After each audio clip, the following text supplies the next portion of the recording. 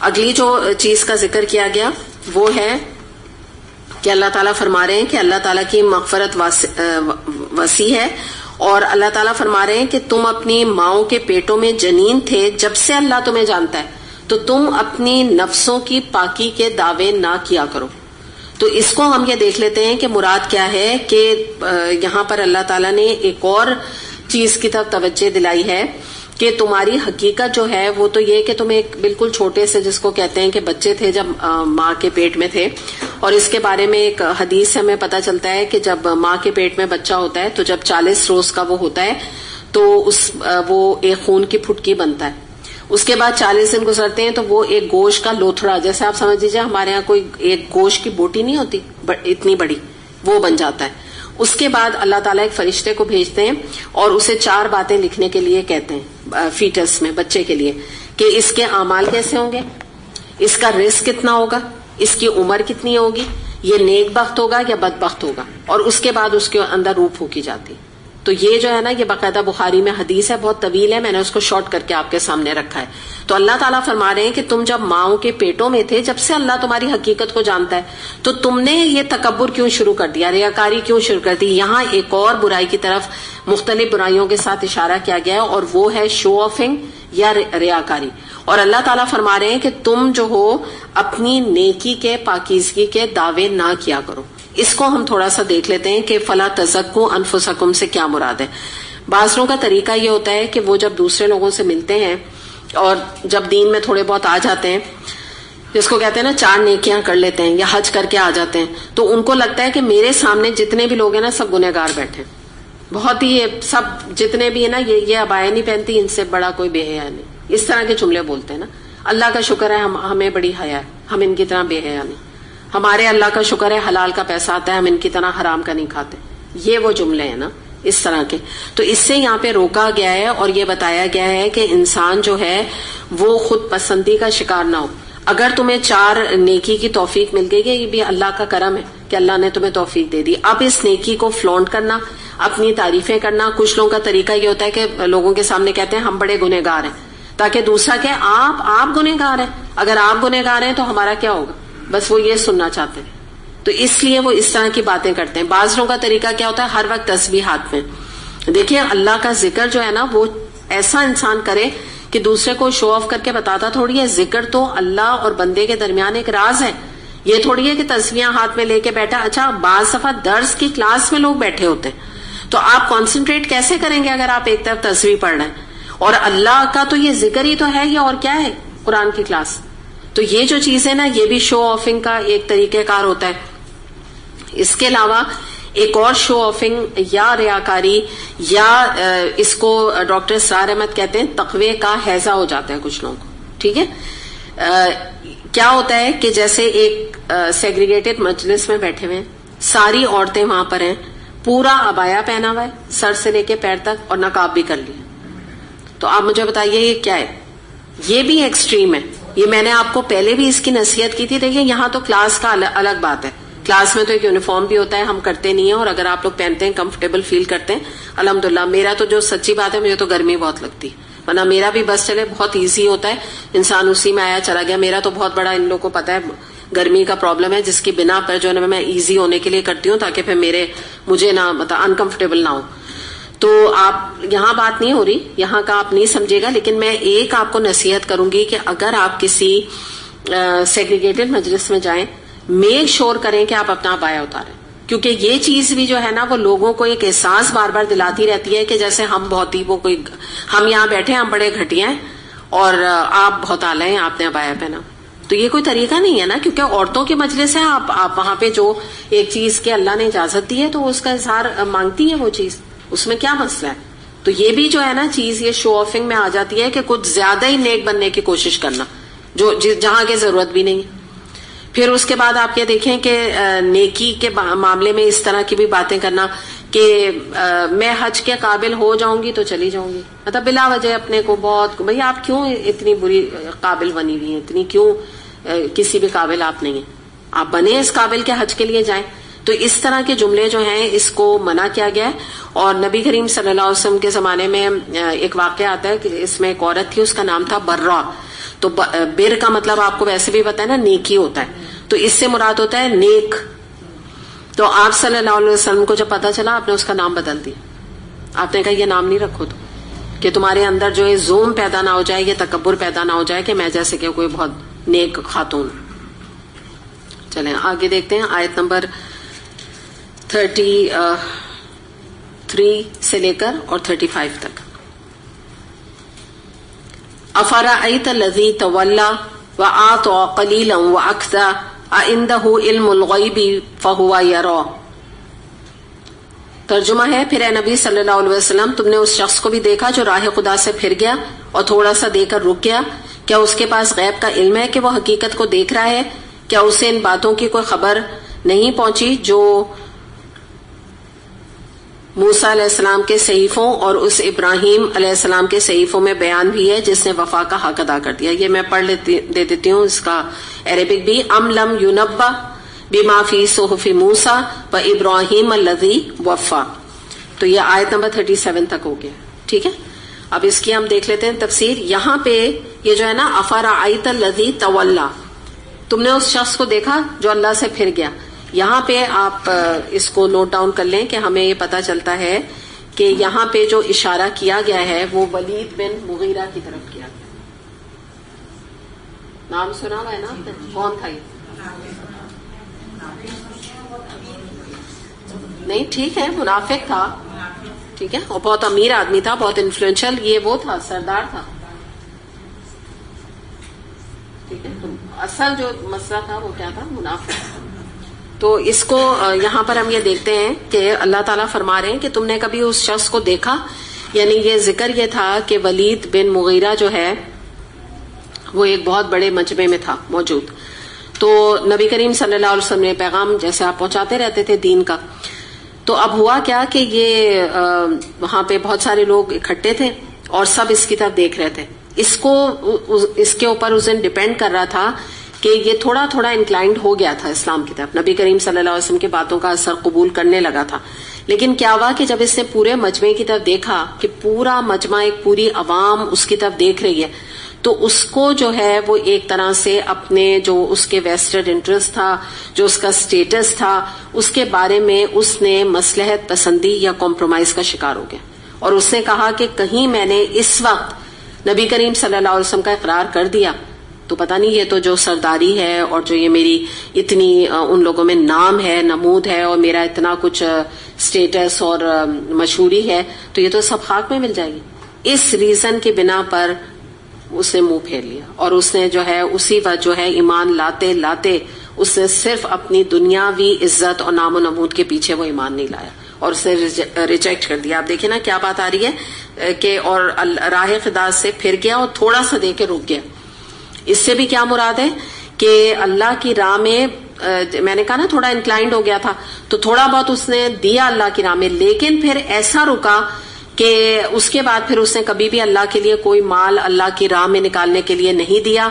وجہ کیا تھی کہ اس کو اپنے سٹیٹس کا اور اپنی پاپولیرٹی کا خطرہ لاحق ہو گیا تھا. اور ایسے آج آپ کو بہت سارے لوگ ملیں گے کہ جو کہ اگر دین کی طرف آ جائیں تو بہت بڑا فائدہ وہ دین کو پہنچائیں گے. جیسے آپ سمجھ لیں کہ وہ ایلیٹ کلاس سے تعلق رکھنے والے، کوئی سنگر. اب دیکھیں نا، ایک جنید جمشید ایک واحد پرسنالٹی تھی جنہوں نے کہ میوزک سے توبہ کر کے اللہ کے بندے بنے، تو کتنے لوگوں کو وہ شخص مسلمان کر گیا. کیونکہ یہ جو انفلوئنشل لوگ جب دین کی طرف آتے نا تو دین کو بڑا فائدہ پہنچاتے ہیں بہت زیادہ. کوئی جیسے بہت بڑی کوئی ایکٹریس ہے اس وقت، وہ مسلمان یعنی ویسے تو ہیں، میرا مطلب ہے کہ حقیقی معنوں میں قرآن پڑھنے لگیں، چینج ہو جائیں، تو اس کا انفلوئنس بہت بڑا ہوتا ہے.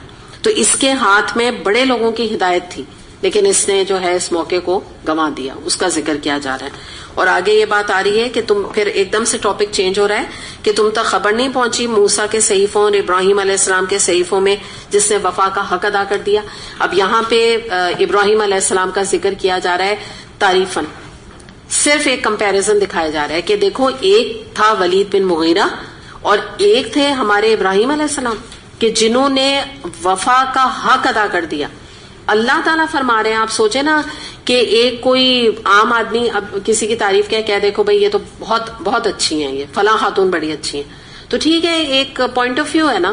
آپ نے کسی کی تعریف کر دی, میں نے کسی کی تعریف کر دی, ہم تو عام لوگ ہیں, لیکن ایک اللہ تعالیٰ یہاں تعریف ابراہیم علیہ السلام کی کر رہے ہیں اور کہہ رہے ہیں حق ادا کر دیا. ہمارا کیا معاملہ ہوتا ہے کہ آپ دیکھیں ہم کتنا بھی اللہ کی اطاعت کر لیں, ہم آخری میں کیا کہتے ہیں, حق تو یہ حق ادا نہیں ہوا.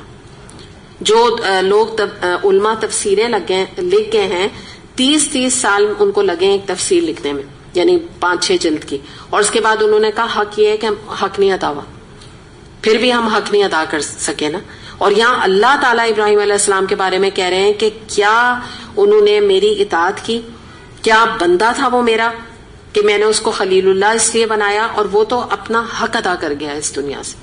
بڑا کریڈٹ ہے, بہت بڑی بات ہے نا, بڑی تعریف ہے جو اللہ تعالیٰ یہاں فرما رہے ہیں. اور اس لیے فرما رہے ہیں کہ ولید بن مغیرہ کے لیے ایک بہت بڑی یہ ریگریٹ اور افسوس کا مقام ہے قیامت کے دن بھی, اور جب تک یہ قرآن پڑھا جائے گا اس کے لیے یہ آیات جو ہے نا وہ اس کے دل کو یہاں پر نہ چبانے والی آیات ہیں کہ وہ یہ سوچے گا کہ دیکھو ابراہیم علیہ السلام نے اللہ کی بات مانی تو اللہ تعالیٰ ان کو اپریشیٹ کر رہے ہیں, یہ چیز کے ہاتھ میں بھی تھی. اگر یہ دین پر آ جاتا تو اس کی وجہ سے ایک لاٹ تھی, ایک بہت بڑا چنگ تھا جو مسلمان ہو جاتا, لیکن اس اپارچونٹی کو کھو دیا. اور یاد رکھیے گا آج ہم سب کے ہاتھ میں یہ نہیں کہتی کہ اتنے کوئی ہم بڑے ہیں اور بڑے سرداروں میں ہمارا شمار ہے اور بڑے ہم انفلوئنشل ہیں, لیکن جو بھی ہمارا سرکل آف انفلوئنس ہے اگر ہماری وجہ سے ہم کسی کو متاثر کر جائیں مرنے سے پہلے تو سمجھ لیجیے بڑا اللہ کا احسان ہے, اللہ نے بڑا کام لے لیا ہم سے. تھوڑے سے لوگ بھی اگر ہمارے کہنے پر اللہ سے جڑ جائیں الحمدللہ. آگے دیکھتے ہیں آیت نمبر 38 اور 39.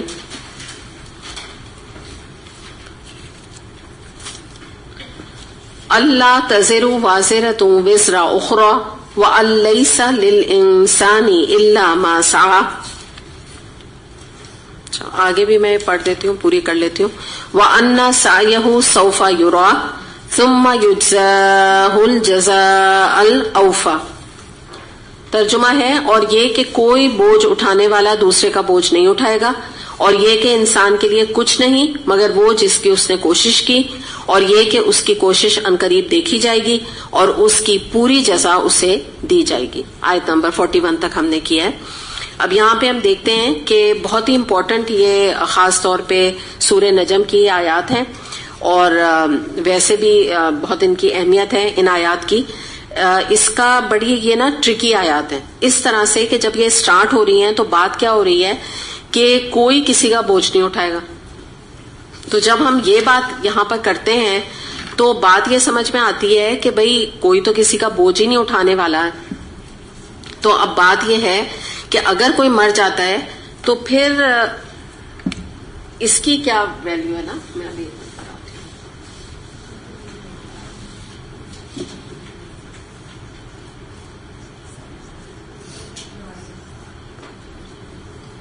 ٹھیک ہے, ایک طرف اس آیت میں کہا جا رہا ہے کہ بھئی جو مر گیا وہ کوئی اس کا بوجھ نہیں اٹھائے گا قیامت میں, صحیح ہے. تو اب اس سے پتا چل رہا ہے کہ بھئی جو مر گیا اب تو ختم ہو گئی بات, نہ اس کو کوئی ثواب جا رہا ہے نہ اس کو کوئی گناہ جا رہا ہے. لیکن حقیقت تو یہ نہیں ہے, صدقہ جاریہ کا کانسیپٹ ہے نا. تو اب اس کو ہم یہاں اس کے اوپر ہم تھوڑی سی بات کریں گے کہ پھر ایصال ثواب جو ہماری ٹرم ہے نا, یہ ایکچولی عربک میں کوئی چیز نہیں ہوتی ایصال ثواب, لیکن میں آپ کو سمجھانے کے لیے بتا رہی ہوں کہ ایصال ثواب کی پھر کیا اہمیت ہے. تو اس لیے اس آیت کو ہمیں ایز اٹ از نہیں لینا ہے, اس کو سمجھنے کی ضرورت ہے. وہ اس طرح ہے کہ پہلی آیت تو اللہ تعالیٰ نے یہ فرما دی نا, اس کے بعد اللہ تعالیٰ نے فوراً یہ بات بتائی کہ انسان کے لیے کچھ نہیں مگر جو اس نے کوشش کی. اس کے اندر پنہا ہے صدقہ جاریہ. کوشش ہم کرتے ہیں نا دنیا میں, تو اللہ تعالیٰ نے فرمایا تمہارا بوجھ کوئی نہیں اٹھائے گا سوائے جو تم نے خود کوشش اپنے لیے کی. اب اس کو اب سمجھیے. دیکھیے ہوتا یہ ہے کہ جب ہم اس دنیا میں زندگی گزارتے ہیں تو ہمارے اوپر ڈیپینڈ کرتا ہے کہ ہم نیک کام کر رہے ہیں یا ہم برے کام کر رہے ہیں. اس کے بارے میں بات سمجھ لیجئے. مسلم میں حدیث آتی ہے, نبی کریم صلی اللہ علیہ وسلم نے فرمایا جس نے اسلام میں کوئی نیک کام کی بنیاد ڈالی تو اس کے اپنے عمل کا ثواب بھی اس کو ہے, اور اس کے پیچھے جو لوگ اس کے اوپر عمل کریں گے ان کا ثواب بھی اس کے نامہ اعمال میں لکھا جائے گا. اسی طرح اس کا اگلا حصہ ہے کہ جس نے اسلام میں کسی برے کام کی یا گناہ کے کام کی بنیاد ڈالی تو اس کام کو جو بعد میں لوگ کریں گے تو اس کے اپنے عمل کا بھی وبال ہے اس کے اوپر, اور جو لوگ اس برے کام یا برائی یا گناہ کا ارتکاب کرتے رہیں گے تو اس کا وبال بھی لوگوں کا اس کے اوپر جائے گا. اسے مسلم نے روایت کیا. تو بات آپ کو سمجھ آ گئی نا کہ اس دنیا میں ہم اچھے کام کر کے اپنے پیچھے صدقہ جاریہ بنا رہے, اور برے کام کوئی کرتا ہے تو وہ اپنے پیچھے کیا چھوڑ رہا ہے؟ گناہ جاریہ چھوڑ رہا ہے. تو یہ وہ حقیقت ہے. ویسے ہمارا بوجھ کوئی نہیں اٹھانے والا, لیکن ہم اپنی کچھ چیزیں ایسی دنیا میں چھوڑ کے جا رہے ہیں جو کہ ہمارے مرنے کے بعد بھی وہ ہمیں نفع دیں گی. اس کو بات کو بھی آپ سمجھ لیجئے. نبی کریم صلی اللہ علیہ وسلم نے فرمایا کہ جب انسان مر جاتا ہے تو اس کے عمل کا سلسلہ ختم ہو جاتا ہے سوائے 3 چیزوں کے. نمبر 1 صدقہ جاریہ, نمبر 2 چھوڑا ہوا علم جس سے لوگ فائدہ اٹھاتے رہیں, اور نمبر 3 نیک اولاد جو کہ والدین کے حق میں استغفار اور توبہ کرتی رہے. اسے مسلم نے روایت کی. ٹھیک ہے, اب تھوڑا سا اس کو کھولتے ہیں. صدقہ جاریہ کے کاموں میں کیا کیا چیزیں آتی ہیں. نمبر 1 یہ ہے کہ کہیں پر پانی کا کوئی انتظام, تھر وغیرہ ہے یا کوئی بھی پانی کا انتظام ہے, اس میں کہیں کنواں کھدوا دینا, پانی کا کوئی بھی انتظام کر دینا. پھر اس کے علاوہ ہاسپٹل بنوا دینا, غریبوں کے لیے کوئی مدرسہ بچوں کا, وہاں پہ کوئی ڈونیشنز دے دینا, مسجد عام لوگوں کے لیے تعمیر کروا دینا. یہ سارے صدقہ جاریہ کے کام ہیں. اس کے علاوہ چھوڑا ہوا علم, درس اور تدریس ایسے کرنا کہ جس کے پیچھے کوئی بھی جو سننے والے اور پڑھنے والے اس کے اوپر عمل کرتے رہیں. اصلاحی دینی کتب خود لکھ جانا, یا یہ کہ ان کو آگے ڈسٹریبیوٹ کرنا. کیسٹس ہیں, سی ڈیز, اب تو خیر یہ زمانہ نہیں رہا, اب تو پبلیکیشن کا زیادہ زمانہ ہے, تو اسلامک پیمفلیٹس ہیں, فلائرز ہیں, ان کو آگے لوگوں تک پہنچانا, یہ سب بھی اسی کے اندر آ جائے گا. چھوڑا ہوا علم یعنی ہو سکتا ہے آپ اس دنیا سے چلے گئے, آپ نے کسی کو والدین کے حقوق کے اوپر کوئی کتاب دے گئے تھے, ان کی آنکھیں کھل گئیں, انہوں نے اپنے والدین کے ساتھ اچھا سلوک کر دیا. اب مرنے کے بعد یہ کتاب آپ کے لیے کیا بن گئی؟ صدقہ جاریہ. ٹھیک ہے, بوجھ کوئی نہیں اٹھا رہا آپ کا, بات سمجھ گئے نا, بوجھ تو واقعی کوئی نہیں اٹھا رہا, لیکن اللہ تعالیٰ نے آگے بتایا تمہارے لیے وہی ہے جو تم نے کوشش کی. تو کوشش تو آپ نے کی نا, آپ نے آگے بڑھ کے کوشش کر کے اس کو ایک بکلیٹ دیا, تو اتنی سی کوشش بھی جو ہے وہ آپ کے لیے صدقہ جاریہ انشاءاللہ بنے گی. یہ بات بتائی جا رہی ہے. اچھا, اب اس کے بعد ہم دیکھتے ہیں کہ یہاں پر کہ اگر کوئی مثال کے طور پہ, کیونکہ 3rd چیز آ رہی ہے کہ نیک اولاد جو استغفار کرے اپنے والدین کے لیے, تیسری چیز یہ ہے کہ یہ آپ کے لیے جو ہے وہ فائدہ مند ہے کہ وہاں پہ مغفرت ہو جائے گی والدین کی. اب اس میں ہم کچھ اور چیزیں بھی دیکھ لیتے ہیں کہ جب میت ہے, جو انسان مر جاتا ہے, تو اس کے بعد اس کے بچوں کا جو حق بنتا ہے اس میں اپنے والدین کے لیے مغفرت کی دعا کرنا, اس کے علاوہ ان کے باقی قرض ادا کرنا ان کا, یہ وراثت میں سے نکلے گا نا. پہلے ان کے روزوں کا فدیہ دینا, بیوی کا مہر نہیں ادا کیا تو یہ بھی وراثت سے نکلے گا. کوئی نظر اگر والدین نے مانی ہوئی تھی ان کی نظر پوری کرنا, ان کے جائز وعدوں کو پورے کرنا. تو یہ ساری چیزیں میں آپ کو اس حوالے سے بتا رہی ہوں کہ کیا چیز ان کے لیے, مرنے والے والدین کے لیے ایصال ثواب کا ذریعہ بنے گی. اس کے علاوہ اگر انہوں نے حج بدل کی نیت کی تھی تو حج بدل کر دینا, میت کی طرف سے صدقہ خیرات کرنا. ٹھیک ہے, بقرعید کے موقع پر قربانی کروائی جا سکتی ہے مرنے والے کے لیے, اور یہ کمپلسری نہیں ہے, اگر آپ کا جی چاہے آپ کروائیں, اگر نہیں کروا سکتے ہیں تو کوئی اس میں مذائقہ نہیں, صرف میں آپشنز آپ کو بتا رہی ہوں. ان کے نام سے ڈونیشنز مدرسوں میں دینا, قرآن پاک کو بانٹ دینا, اس کے علاوہ بکلیٹس کو ڈسٹریبیوٹ کرنا, قرآن پڑھنے والے اسٹوڈنٹس جو افورڈ نہیں کر سکتے ان کو اسپانسر کر دینا, گھر والوں کو جو قرآن اور سنت کا پابند بنا کے جاتے ہیں والدین, تو ان کی جب اولاد قرآن اور سنت کے اوپر چلتی ہے تو وہ اجر بھی ان کو ملتا ہے, وہ بھی ان کے لیے صدقہ جاریہ بنتا ہے. تو یہ چیزیں اس لیے بتائیں آپ کو کہ یہاں پہ جو بات, یہاں پہ جو کانسیپٹ آ رہا ہے اس سے ہمیں یہ بات پتہ چل رہی ہے کہ 3 طرح کی نا عبادات ہوتی ہیں. ٹھیک ہے, اس کو بھی تھوڑا سا ہم دیکھ لیتے ہیں. اس میں ایک ہوتی ہے بدنی,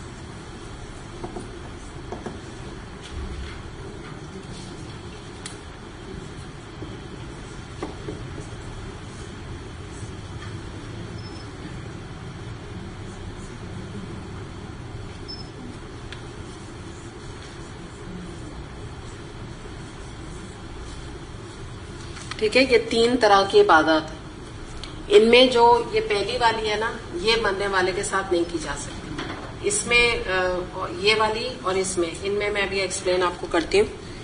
پہلی والی جو ہے بدنی عبادت، یہ ٹرانسفر نہیں ہو سکتی. ٹھیک ہے. اس کے بہت سارے آپ کو فتوے علماء کی طرف سے مل جائیں گے. دلیل اس کی یہ کہ ہمیں جو ہے مرنے والے کی طرف سے نماز پڑھنے کا، روزے کا تو میں آپ کو بتا دوں گی کہ اگر اس طرح سے ہے کہ اگر والدین نے نہیں رکھے تو اولاد اگر چاہے تو ان کی طرف سے رکھ سکتی ہے. ٹھیک ہے. اگر نہیں رکھ سکتی تو ان کا فدیہ ادا کرتے، اس طرح موجود ہے. لیکن نماز کے بارے میں ہمیں کوئی حدیث نہیں ملتی ہے. قرآن خوانی کے حوالے سے کوئی حدیث نہیں ملتی. اور وجہ اس کی یہ ہے کہ ہم بہت دفعہ بات کر چکے صحابہ کرام سے، ازواج مطہرات سے.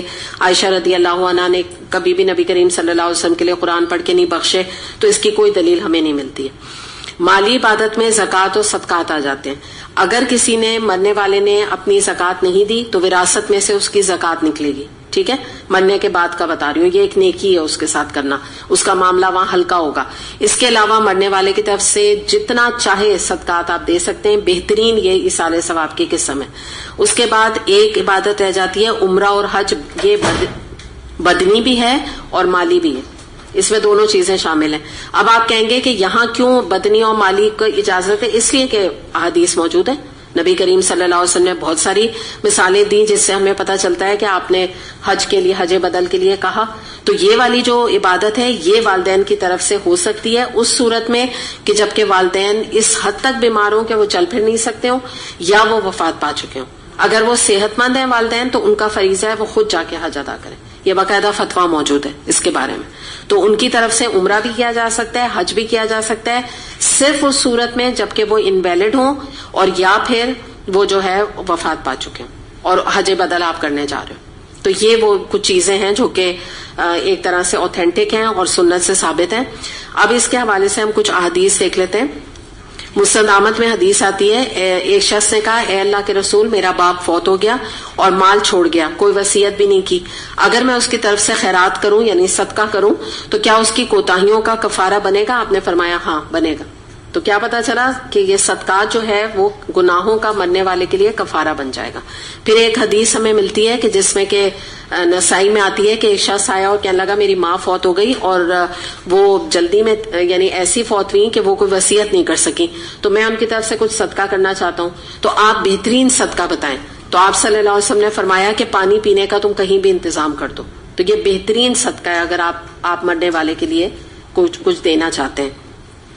اس کے علاوہ آپ یہ دیکھیں کہ جو بدنی عبادت کی ہم بات کر رہے ہیں نا، تو اس کی ایک مثال میں آپ کے سامنے رکھتی ہوں. صرف آپ یہ بتا دیجئے کہ اگر دنیا میں ہم لوگ یہاں پہ موجود ہیں اور اگر آپ کی والدہ آپ سے کہیں کہ بھئی میرا نماز پڑھنے کا دل نہیں چاہ رہا ہے، یا والدہ کو چھوڑیں ایک اس کی بچی کی بات کرتے ہیں نا کہ بیٹی ہے اور ماں ہے، تو بیٹی اپنی ماں سے کہتی ہے کہ میرا نماز پڑھنے کا دل نہیں چاہ رہا، آپ میری طرف سے نماز پڑھ لیں، آپ میری طرف سے روزہ رکھ لیں. تو وہ ماں رکھیں گی؟ پہلی بات تو رکھیں گی نہیں، اور اگر رکھیں گی تو یہ قبول ہوگا؟ تو بس یہی والی بات ہے کہ مرنے کے بعد بھی نماز اور اس طرح سے آگے ٹرانسفر نہیں ہو سکتا، الا یہ کہ میں نے آپ کو بتایا نا کہ وہ ماں مر گئی، اس نے روزے نہیں رکھے، وہ وصیت کر کے گئی کہ تو میرے روزے رکھ لینا. اور اگر وہ مثال کے طور پہ بیٹی کے روزے پورے نہیں ہوئے تو پھر اس پہ فرض کیا بنا؟ پہلے وہ اپنے رکھے گی، اگر اسی میں وہ مر گئی تو پھر تو ختم بات، وہ رکھ ہی نہیں سکتی، اس کو ٹائم ہی نہیں ملا. تو اب بہتر کیا طریقہ ہے؟ فدیہ دے دے، اور وہ بھی وراثت سے. تو یہ چیز زیادہ پسندیدہ ہے. ٹھیک ہے. تو یہ کچھ چیزیں تھیں جو یہاں پہ ہم نے دیکھی. تو اس کو یہاں پر ہمیں سمجھنے کی ضرورت ہے کہ یہ سب حقیقت ہے ایصال ثواب کی. اس کے علاوہ ہاں ایک اور فتویٰ موجود ہے بہت امپورٹنٹ، جس میں کہ ہمیں پتہ چلتا ہے عائشہ رضی اللہ عنہا کا فتویٰ موجود ہے. انہوں نے فرمایا کہ مرنے والے کی طرف سے تم روزے نہ رکھا کرو بلکہ کھانا کھلایا کرو. یہ فتویٰ موجود ہے، انہوں نے منع کیا کیونکہ یہ پاسبل نہیں ہے نا ایکچولی کہ روزے رکھنا. تو انہوں نے کہا کہ تم جو ہے کھانا کھلایا کرو. اور پھر ایک ابن عباس، آپ کو پتا ہے کہ وہ تو مفسر قرآن تھے، تو انہوں نے فرمایا کہ ان کا فتویٰ موجود ہے کہ کوئی شخص کسی کی طرف سے نہ نماز پڑھے اور نہ روزے رکھے. تو یہ بدنی عبادت جو ہے اس کی. اور پھر آپ دیکھیے، آپ کہیں گے قرآن کہاں ہے، تو اس کا مطلب ہم پڑھ لیں. وجہ یہ ان کے تصور میں بھی نہیں ہے کہ قرآن کوئی بخشے گا. یہ جو ہمارے یہاں بات ہے، اور بخشنا تو ایسے لگتا ہے جیسے نعوذ باللہ جیسے کسی فقیر کو کہیں لو یہ بخشش، ایسے نہیں لگتا جب بخشے بخشے کہتے ہیں. تو یہ آپ دیکھیے کہ آپ یہ احادیث دیکھیے اور یہاں پہ آپ ذرا مائنس ہونا دیکھیے، قرآن کا کوئی ذکر ہی نہیں. وجہ یہ کہ ان کے تصور میں بھی یہ بات نہیں تھی کہ آگے جا کے لوگ جو ہے وہ روزے یا نماز کے علاوہ بھی یہ قرآن کا کوئی تیسرا کام شروع کریں گے یا کونے میں بیٹھ کے وہ جو کلموں کا اور وہ بیجوں کا ورد کرتے ہیں. تو اس لیے کوئی حدیث ہی نہیں موجود، تصور ہی نہیں تھا اس کا. تو یہ ہمیں بہت امپورٹنٹ بات یہاں پتہ چلی. اس کے علاوہ بھی ہمیں احادیث ملتی ہیں جس میں ہمیں پتہ چلتا ہے کہ ایک عورت نے آپ صلی اللہ علیہ وسلم سے فرمایا تھا کہ میرے جو والد ہیں وہ بہت زیادہ ضعیف ہیں، اس حد تک ہیں کہ وہ اونٹنی پر سوار نہیں ہو سکتے، تو کیا میں ان کی طرف سے حج ادا کر سکتی ہوں؟ آپ نے فرمایا ہاں کر سکتے ہو، کیونکہ وہ میں نے آپ کو پہلے ہی بتا دیا کہ انویلڈ ہے تو پھر ان کی طرف سے کیا جا سکتا ہے. بالکل، بیٹے باپ کی جو بھی ہو، جو بھی جینڈر ہو، اس میں کوئی ڈسکریمنیشن نہیں. بیٹی باپ کی طرف سے، بیٹا ماں کی طرف سے، حج بدل ہو سکتا ہے. چلیں آگے دیکھتے ہیں. یہ جو بات تھی تو ہاں تھوڑا سا اس کو ہم دیکھ لیتے ہیں. یہ آیت کا آخری 41 اور 42 میں جو بات رہ گئی تھی نا، اس کو تھوڑا دیکھتے ہیں کہ عنقریب تمہاری کوشش دیکھی جائے گی اور اس کی پوری جزا دی جائے گی. تو اللہ تعالیٰ نے یہاں پیچھے فرما دیا کہ نہیں ہے کسی کے لیے مگر جو اس نے کوشش کی. تو کوشش یہی ہے کہ اللہ تعالیٰ فرما رہے ہیں کہ تم اپنی کوشش نیک کاموں کی دنیا میں کرو، تمہاری کوشش اللہ دیکھے گا. تو اس سے ہمیں ایک بہت بڑا جو سبق آپ کو مل رہا ہے، جو میں نے پورا یہ ڈسکس ایصال ثواب کا کیا، وہ یہ کہ دیکھیے اپنی زندگی میں خود اپنے لیے ثواب کے کام کر جائیں، خود اپنے لیے صدقہ جاریہ کر جائیں. کیونکہ وجہ کیا ہے کہ یہاں یہی تو اللہ تعالیٰ فرما رہے ہیں کہ عنقریب تمہاری کوشش دیکھی جائے گی. تو اگر کوئی انسان نے خود کوئی کوشش نہیں کی، خود کوئی نیک عمل نہیں کیے، سب کچھ اپنی اولاد کے اوپر چھوڑ دیا، تو بس پھر تو بیٹھے رہیں آپ. اگر ان کا جی چاہے گا تو وہ کر دیں گے، نہیں جی چاہے گا تو نہیں کریں گے. علم ہوگا تو کر دیں گے، علم نہیں ہوگا تو بالکل ہی نہیں کریں گے. تو یہی یہاں پہ بتایا جا رہا ہے کہ دنیا میں دیکھیے بہت سارے کام جو ہیں وہ ریزلٹ اورینٹڈ ہیں. آپ نے پڑھا، اگر اچھا پڑھا، نہیں پڑھا، جو بھی کیا، رزلٹ ہو سکتا ہے آپ نے کسی نے بہت پڑھا پھر بھی وہ فیل ہو گیا، لیکن اللہ تعالیٰ نے آخرت میں کوشش کے اوپر اجر رکھا ہے. تم اپنی کوشش کر لو، اجر میں دینے والا ہوں. جتنی تمہاری استطاعت ہے تم کوشش کر لو، اللہ تعالیٰ اس کا اجر دے گا. دنیا میں نہیں ملے گا آپ کو کوشش کے مطابق آپ کا رزلٹ. تو یہ اللہ کا بڑا کرم ہے کہ اللہ نے آخرت کو ایفرٹ اورینٹڈ رکھا ہے، ایفرٹ کے حساب سے اللہ تعالیٰ اجر دے گا. تو یہی بات یہاں پہ کلیئر کی گئی، اس کے بارے میں بتائی گئی کہ عنقریب تمہاری کوشش دیکھی جائے گی اور تمہیں اسی کے حساب سے بدلہ دیا جائے گا.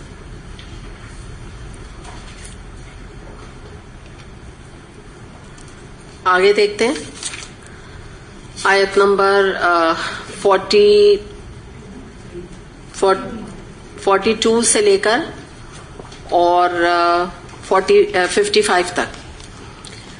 وَأَنَّ إِلَىٰ رَبِّكَ الْمُنْتَهَىٰ وَأَنَّهُ هُوَ أَضْحَكَ وَأَبْكَىٰ وَأَنَّهُ هُوَ أَمَاتَ وَأَحْيَا وَأَنَّهُ خَلَقَ الزَّوْجَيْنِ الذَّكَرَ وَالْأُنثَىٰ مِن نُطْفَةٍ إِذَا تُمْنَىٰ وَأَنَّ عَلَيْهِ النَّشْأَةَ الْأُخْرَىٰ وَأَنَّهُ هُوَ أَغْنَىٰ وَأَقْنَىٰ وَأَنَّهُ هُوَ رَبُّ الشِّعْرَىٰ وَأَنَّهُ أَهْلَكَ عَادًا الْأُولَىٰ وَثَمُودَ فَمَا أَبْقَىٰ وَقَوْمَ نُوحٍ مِّن قَبْلُ إِنَّهُمْ كَانُوا هُمْ أَظْلَمَ وَأَطْغَىٰ وَالْمُؤْتَفِكَةَ أَهْوَىٰ فَغَشَّاهَا مَا غَشَّىٰ فَبِأَيِّ آلَاءِ رَبِّكَ تَتَمَارَىٰ. ٹھیک ہے، یہاں تک ہے. اور یہ کہ آخر کار پہنچنا تیرے رب ہی کے پاس ہے، اور یہ کہ اسی نے ہنسایا، اسی نے رلایا، اور یہ کہ اسی نے موت دی، اسی نے زندگی بخشی، اور یہ کہ اس نے نر و مادہ کا جوڑا پیدا کیا ایک بوند سے جب وہ ٹپکائی جاتی ہے، اور یہ کہ دوسری زندگی بخشنا بھی اسی کے ذمے ہے، اور یہ کہ اسی نے غنی کیا اور جائیداد بخشی، اور یہ کہ وہی شعراء کا رب بھی ہے، اور یہ کہ اس نے عاد اولا کو ہلاک کیا، سمود کو ایسا مٹایا کہ ان میں سے کسی کو باقی نہ چھوڑا، اور ان سے پہلے قوم نوح کو تباہ کیا کیونکہ وہ تھے ہی بڑے سخت ظالم اور سرکش لوگ، اور اوندھی گرنے والی بستیوں کو الٹا پھینکا، پھر چھا دیا اس پر جو کچھ تم جانتے ہو کہ کیا چھا دیا. اب یہاں دیکھتے ہیں کہ پہلی بات جو آ رہی ہے کہ آخرکار پہنچنا تیرے رب کے پاس ہے، یعنی یہ کہ ہمارے اعمال کیا، ہم تو خود ہی آخری میں لوٹ کے اللہ کے پاس جانے والے ہیں. تو مراد یہی ہے کہ تم اچھے نیک کام کر کے یہاں اچھے کام کرو, آگے اللہ کو بھیجو, یہاں مزید نیکیاں کرو, آگے اللہ کو بھیجو. یہ ایکچولی ہماری زندگی کا مقصد اور یہ ریزن ہے جس کی بنا پہ اللہ نے ہمیں دنیا میں بھیجا. تو اسی کا ذکر کیا جا رہا ہے کہ آخرکار تمہیں لوٹ کے تو اللہ کے لیے جانا ہے, تو جو کچھ بھی نیکیاں کرنی ہے اللہ کو سامنے فوکس رکھ کے نیکی کرو. دوسری جو بات یہاں پر آ رہی ہے وہ یہ بھی بات سمجھ میں آتی ہے کہ تم یہاں پہ زندہ ہو, اس کے بعد ایک دن آئے گی قیامت, اور اس کے بعد تمہیں دوبارہ اللہ زندگی دے گا حساب کتاب کے لیے. پھر یہ کہ اسی نے ہنسایا اسی نے رلایا, کس کی طرف اشارہ ہے؟ اللہ تعالیٰ کی طرف. آپ یہ دیکھیے کہ جب کسی کا نیولی بورن بچہ پیدا ہوتا ہے تو کیا ہوتا ہے, لوگ خوش ہوتے ہیں. پھر بچہ گریجویٹ کرتا ہے, پڑھتا ہے, لکھتا ہے, اس پہ اولاد خوشیاں مناتے ہیں. پھر اس کا شادی بیاہ ہوتا ہے, اس پہ اولاد کی بڑی خوشی کا مقام ہوتا ہے. پھر کیا ہوتا ہے کہ آگے آپ دیکھیے اسی نے رلایا. پھر کیا ہوتا ہے, وہی ماں باپ جب اس دنیا سے چلے جاتے ہیں جنہوں نے اپنے بچے کو پالا ہوتا ہے, تو پھر کیا ہوتا ہے, جو اولاد ہوتی ہے پیچھے سے وہ روتی ہے. یا یہ کہ کوئی کسی کا ایکسیڈنٹ ہو گیا, کوئی آزمائش آ گئی, کوئی بہت بری بیماری آ گئی, تو یہ انسان دنیا میں روتا ہے. تو مراد کیا ہے, اللہ نے یہ دنیا دارالامتحان رکھا. کوئی ہنس رہا ہے, کوئی رو رہا ہے. ایسا نہیں ہوتا کہ کوئی ساری زندگی روتا رہے, اور ایسا نہیں ہوتا کوئی ساری زندگی ہنستا رہے. تو یہ اللہ کا ایک عدل ہے, اللہ کا ایک نظام ہے جس کو اللہ تعالیٰ نے یہاں فوکس کیا. دوسرے یہ کہ اس نے تمہیں موت دی اور زندگی بخشی. یہ بھی ایک بات ہے کہ اللہ تعالیٰ جو ہے وہ ایک گھر میں آپ دیکھیں نا, بچہ پیدا ہو رہا ہوتا ہے, اور ایک گھر میں اللہ معاف کرے کوئی نانا اور دادا ان کا انتقال ہو رہا ہوتا ہے. تو یہ دینے والا بھی, خوشیاں دینے والا بھی, اس کو ان شارٹ آپ بات کریں, اور جس کو کہتے ہیں غم کا دینے والا, یا یہ واپس لوٹا کے لے جانے والا جو اللہ نے اوپر فرمایا, تو اللہ کی ذات ہے. کوئی آپ بتائیں اپنی مرضی سے اس دنیا میں نہ آتا ہے نہ اپنی مرضی سے جاتا ہے. سب اللہ نے یہ چیزیں اپنے ہاتھ میں رکھی. اور پھر اللہ تعالیٰ نے جو اللہ کی قدرت ہے اس کی طرف اشارہ کیا کہ اس نے نر اور مادہ کا جوڑا پیدا کیا. اللہ نے ایک طریقہ کار رکھا کہ ایک کپل, ایک شوہر اور بیوی ایک شادی کے نکاح کے رشتے میں بلکہ رادر جب جڑتے ہیں تو ان کے یہ جس کو کہتے ہیں کہ ماں کے ایگ اور باپ کے سپرم سے جو سپرم بوند کی طرف اشارہ جو کیا گیا, اس سے ایک ہیلدی اور ایک صحت مند بچہ ایونچولی وجود میں آتا ہے. پہلے تو میں نے بتایا نا, خون کی پھٹکی بنتا ہے, پھر اس کے بعد اس کے اوپر گوشت کا لوتھڑا چڑھتا ہے, گوشت کی بوٹی نما مضغہ جس کو قرآن نے کہا وہ بنتا ہے. لیکن ایونچولی آپ دیکھیے تو اتنی پیاری سی جو ہے بیبی بچی, اور یا اتنا پیارا سا بیٹا پیدا ہو جاتا ہے. تو اللہ نے اس قدرت کے بارے میں بتایا. اور یہ کہ دوسری زندگی بخشنا بھی اس کے ذمے, یعنی جو اب ہم جب مر جائیں گے اور اس کے بعد دوبارہ سے ہم اٹھائے جائیں گے تو وہ ایک اور زندگی ہے, وہ بھی اللہ ہی دیتا ہے. یعنی آپ یہ دیکھیں نا, اگر ابھی ہم کسی بات کریں, یہ دنیا کی زندگی ہمیں کسی نے نہیں دی, تو کہاں تو آخرت کی زندگی. وہ تو یہ کافر اسی لیے تو انکار کرتے ہیں کیونکہ ان کے تو محدود دماغ میں یہ بات سما بھی نہیں سکتی کہ یہ زندگی ہے کیا. اس کے بعد اسی نے غنی کیا اور اسی نے جائیداد بخشی. یعنی مراد یہ کہ اللہ نے تم میں سے بہت سارے لوگوں کو اتنا پیسہ دیا کہ وہ ضرورت کے بعد ان کا پیسہ بچ بھی جاتا ہے. اللہ نے ان کو غنی رکھا, وہ کسی سے ان کو محتاجی نہیں ہوتی, کسی سے کہنے کی ضرورت نہیں ہوتی ہے. اور اتنا اللہ نے ان کو جائیداد دی ہوتی ہے, اتنا کچھ دیا ہوتا ہے. لیکن وہ ان کی آزمائش ہوتی ہے کہ جب ان کو اللہ نے اتنا دیا تو وہ غریبوں کا حق کتنا نکالتے ہیں, دین کا حق کتنا نکالتے ہیں.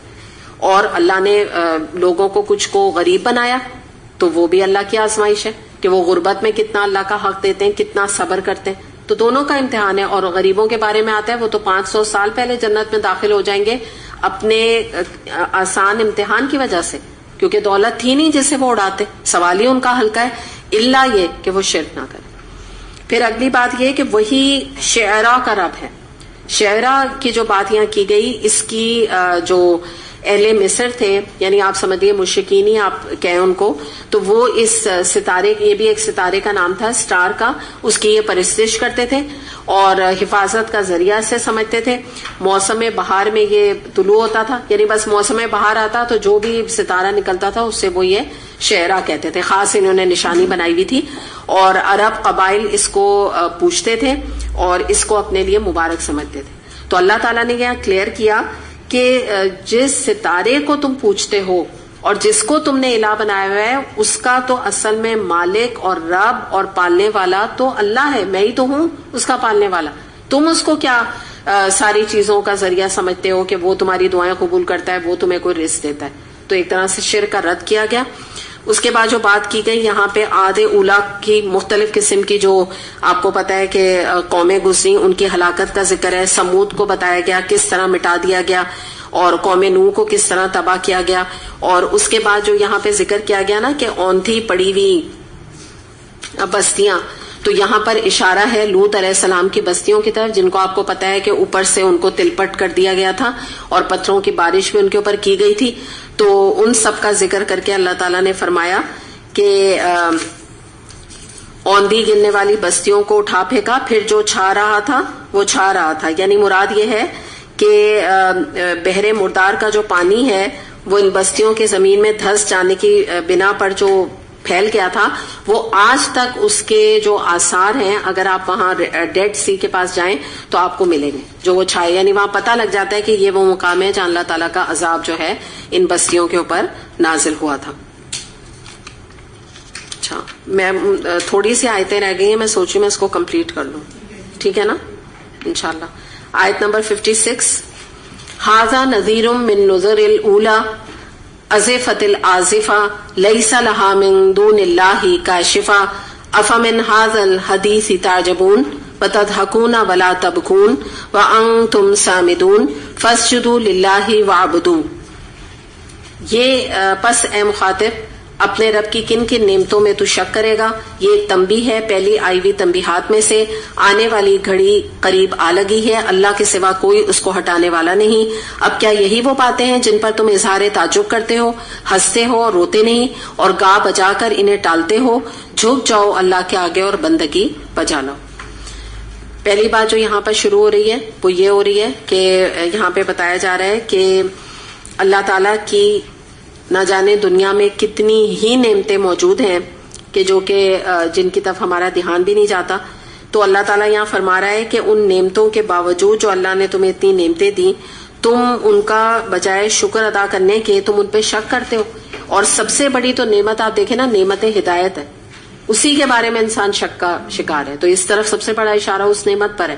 اور ویسے تو اللہ کی بہت ساری نعمتیں, آپ یوں بھی اس کو سمجھیں کہ اللہ کی نعمتوں کا انکار کرنا, اللہ تعالیٰ کی نعمتوں کو اکنالج نہ کرنا, اولاد کو نہ سمجھنا یہ اللہ کی دین ہے, پیسے کو نہ سمجھنا اللہ کی دین ہے, تو اس کی طرف بھی اشارہ ہے. اور نعمت ہدایت کی طرف بھی اشارہ ہے کہ اتنی بڑی نعمت تمہیں نبی کریم صلی اللہ علیہ وسلم, مختلف رسول جو پہلے گزر چکے ہیں ان کی طرف سے آئی, لیکن تم اس کے اوپر کان نہیں دھرتے, تم اسے نعمت نہیں سمجھتے, تم شک کرتے ہو رسولوں پہ.